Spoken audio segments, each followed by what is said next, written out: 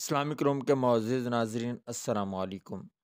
دوستو، شہد کا ایک قطرہ زمین پر گر گیا۔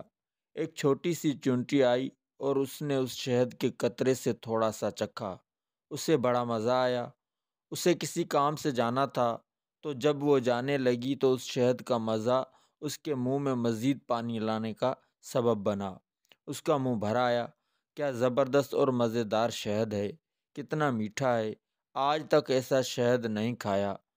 وہ لوٹی اور شہد میں سے تھوڑا اور چکھ لیا۔ اس نے دوبارہ جانے کا ارادہ کیا، مگر اس نے محسوس کیا کہ یہ تھوڑا سا شہد کافی نہیں ہے، اسے اور کھانا چاہیے۔ وہ رکی اور اس مرتبہ کھانے کے بجائے شہد پر گر پڑی تاکہ وہ کم سے کم وقت میں زیادہ سے زیادہ لذت حاصل کر سکے۔ وہ چونٹی شہد میں غوطہ زن ہو گئی اور لطف اندوز ہونے لگی، مگر افسوس کہ وہ شہد سے باہر نہ نکل سکی۔ شہد کی چکنائی کی وجہ سے اس کے پیر زمین سے چپک گئے تھے اور اس میں انہیں ہلانے کی طاقت نہ رہی۔ وہ شہد میں رہ گئی یہاں تک کہ وہ اسی میں ہی مر گئی۔ اس کی لذت اندوزی نے شہد کو ہی اس کی قبر میں تبدیل کر دیا۔